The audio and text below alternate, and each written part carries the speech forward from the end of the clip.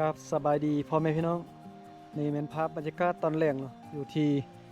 หมู่บ้านแห่งหนึ่งอยู่กลางป่ากลางดอยอยู่ทางภาคเหนือของประเทศลาวเนาะเป็นหมู่บ้านของชนเผ่ากะมุที่ว่ามาอาศัยอยู่เนาะส่วนหลายนะด้านหน้านี่ก็เป็นแม่น้ำเนาะก่อนที่เราจะขึ้นไปในบ้านแห่งนี้ต้องได้ข้ามรถขี่รถข้ามแม่น้ำก่อน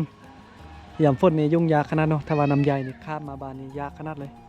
เนี่ยทางด้านเทิงก็จะมีบ้านคนเนาะเป็นหมู่บ้านอยู่กลางป่ากลางดอยมาไล่เทือแล้วเด้ออยู่หมู่บ้านนี่แต่เบาลังก็กลับมาตื่นทางนั้นนี่เขาเจ้าก็เลี้ยงหมูเนาะประมาณนี้นะหมู่บ้านนี่ก็ลายล้อมไปด้วยสายน้ำเนาะสายน้ำนี่จะไล่มาได้ถึงภูเนาะเพราะหมู่บ้านนี่ก่อนที่จะขึ้นไปหมู่บ้านนี่ครับต้องได้ขี่รถข้ามแม่น้ำสายนี้ซะก่อนยามฝนนี่การเดินทางเขาจะข้ามขึ้นไปบ้านนี้ยุ่งยากขนาดยามฝนนะบางเทื่อฝนตกหนักน้ำใหญ่จะนี่ข้ามไปบ่ได้เลยแต่ว่าช่วงนี้เป็นช่วงฤดูหนาวน้ำมันจะน้อยเนาะการขึ้นบ้านนี่ก็ง่ายอยู่เพราะว่าน้ำบ่ได้ไหล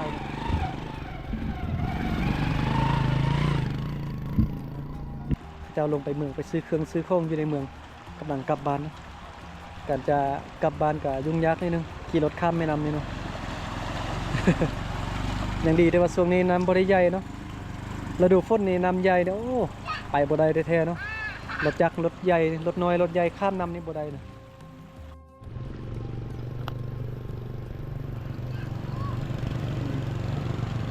เดี๋ยวมาไปให้มาเต้เครื่องควายขึ้นไหมเครื่องกล้วยมันยังวะ โอ้บูภาษาเนาะยังยากขนาด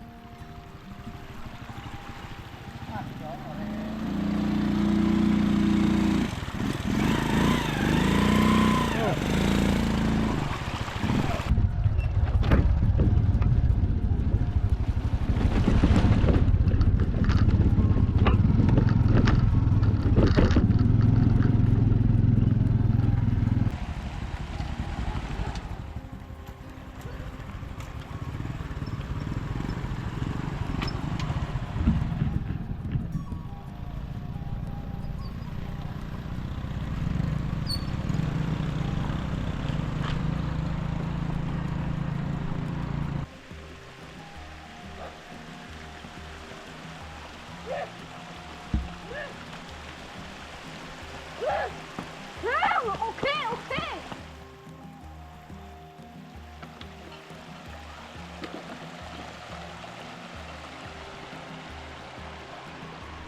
ตอนนี้ก็เริ่มหนาวแล้วฉะนั้นว่าเราลังนุ่งเสื้อกันหนาวใส่ตัวนี้ก็ยังหนาวเนาะตอนนี้ก็เป็นเวลาประมาณ6 โมงยัง18 นาทีละใกล้จะฮอด6 โมงเลยเนาะบรรยากาศตอนแรกโอ้หนาวโอ้ฟิงไฟนำได้ก็ฟิงไฟนำได้หนาวไกล แล้วนั่งฟิงไฟอยู่นี่เนาะบรรยากาศยามแลงโอ้งามเนาะอยู่หมู่บ้านนี่มุมนี้แห้งงามเลยก็เคยมาไล่เทือละแต่ว่าช่วงก่อนนี่มาเทือได้ฝนตกตลอด มาแล้วดูฝนนี่ยากเนาะอยู่บ้านนี่เนาะเฮือนเจ้าอยู่นี่ติบรรยากาศตอนแรงแล้วหนาวแล้วเนาะนั่งฟิงไฟโอ้บ่หลังยังจะต้องได้ขี่รถกลับบ้านนะตอนนี้เกือบฮอด2 ชั่วโมงเลยเนาะขี่รถกลับแต่ว่าเดี๋ยวนี้ก็ชั่วโมงไปเพราะว่าเส้นทางเริ่มดีแล้วยามฝนนี่2 ชั่วโมงแท้ๆได้ขี่รถกลับนะ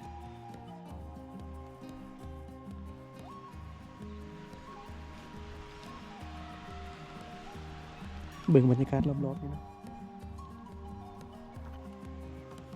ไปทางนี้มีฮอดน้ำท่าพุ่นเนาะเคยมาน้ำท่าดีเคยไปทางนี้มีพุ่นเป็นฮอดอันเมืองเบียดเลยนะฟิงไฟ